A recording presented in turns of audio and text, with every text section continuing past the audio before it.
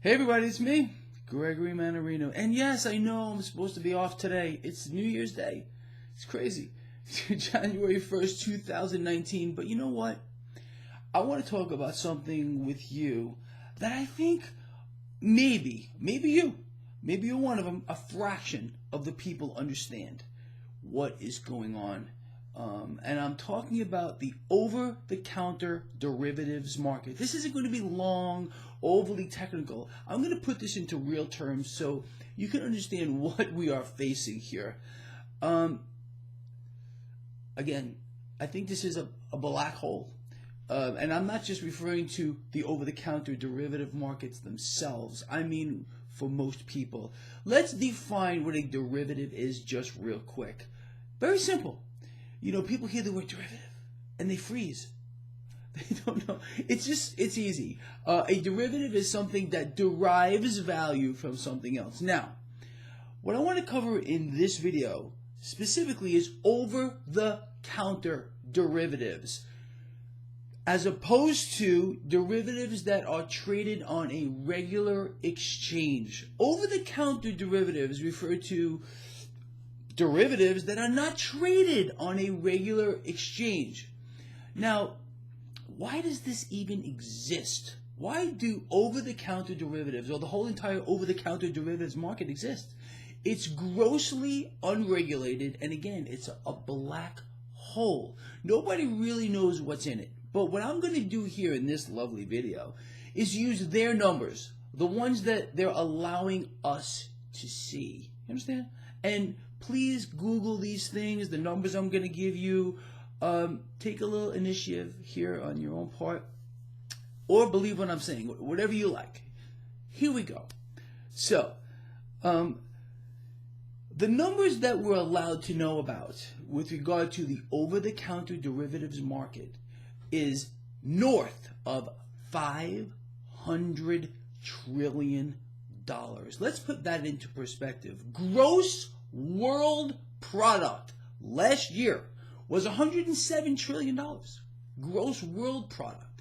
So we're talking more, or about 5 times the amount of gross world product at the current time. I mean, here in the United States, our gross domestic product last year just north of $19 trillion. Our debt's higher than that. Now, you know how that plays out, but we're not even going to go there. We're going to stick to what I'm talking about here. Now, so we're allowed to know that there is a black hole of a market that exists, and we're also allowed to know that there's north of $500 trillion in that market. Okay. What most people do not know, and don't even have the slightest idea, is when we're talking about these things, or derivatives, over-the-counter derivatives, more specifically, this number, this $500 trillion, this is the surface. This is what we're allowed to see. Now, let's use their numbers. Let's say their numbers are real, and it's actually just north of $500 trillion. What they don't want you to understand is derivatives, by their very nature, are leveraged bets. So you take this 500 plus trillion and then add multiples on top of that, and that's where we're really at now. Again, you're looking at the surface. There are layers of derivatives that lay behind it. Understand? So, again, we're talking about a face value of 500 plus trillion plus layers underneath. And that's what we're allowed to know. Let's talk about this real quick. So when we're talking about, again, over-the-counter derivatives, not those that are traded on a regular exchange. So, I mean, we're not, again, that's in the multiple trillions as well, tens of trillions. That's what we're allowed to know about. You understand? So where does all this cash come from? Well, the investment banks aren't using their money, they're using your money. Pension plans, retirement plans, savings accounts, deposits, it's your money. They're playing this game with your money. But you're not supposed to know that. You're not supposed to know that. But I want you to know that. And I think you should know about that. I think, honestly, that the charade really needs to be exposed for what it is.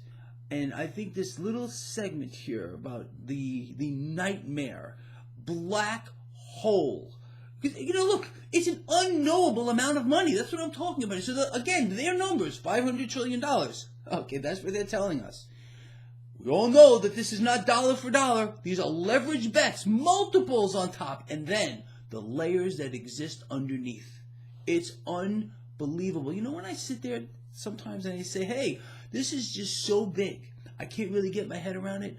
This is what I'm referring to. This is part of the debt bubble. Understand,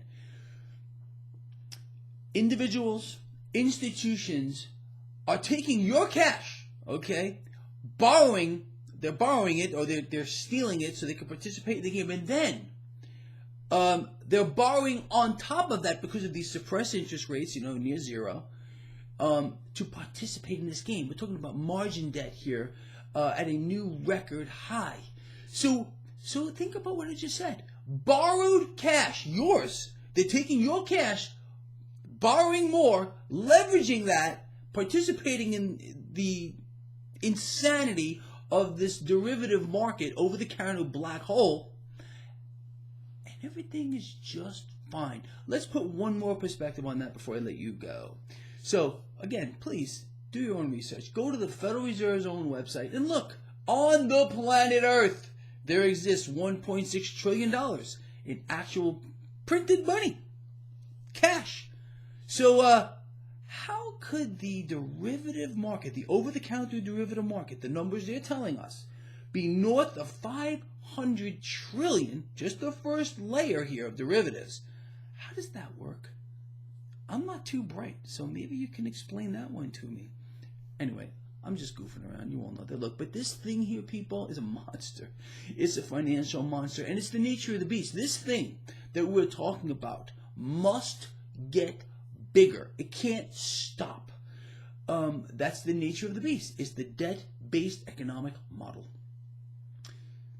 That's where we exist. That's where we will continue to exist underneath for the foreseeable future.